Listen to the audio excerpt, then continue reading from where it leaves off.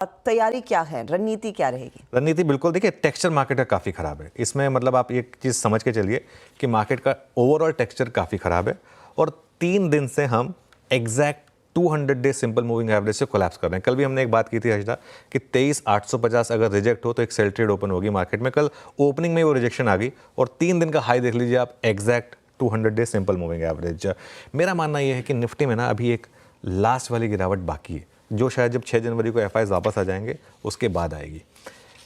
लेकिन एक चीज़ है, अभी निफ्टी के पास स्पेस है और कुछ नहीं तो एक मीन रिवर्जन ट्रेड प्ले करने का, जो हम बार बार बात कर रहे हैं। 20 डेमा और 20 वीक एक्सपोनेंशियल मूविंग एवरेज दोनों के नीचे हैं। 20 डेमा करीब 24,100 पर है, 20 वीक एक्सपोनेंशियल मूविंग एवरेज करीब 24,200 पर है।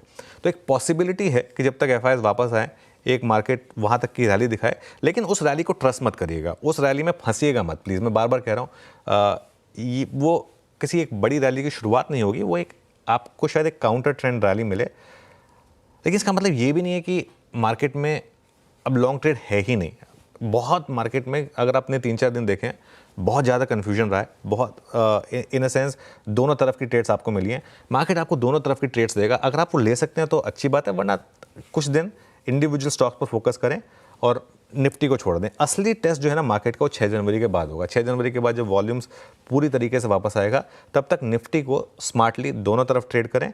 और अगर आप चाहें तो हर्षदा इंडिविजुअल स्टॉक्स पर फोकस कर लें, वो भी एक अप्रोच हो सकती है। इंडिविजुअल स्टॉक्स पर फोकस करें और ऑफ कोर्स बड़ा एक्शन 6 जनवरी के बाद ही, जब ज़्यादा वॉल्यूम, ज़्यादातर लोग छुट्टी बनाकर दरअसल नए साल की लौटेंगे, तभी पकड़ता हुआ जोर पकड़ता हुआ दिखाई देगा।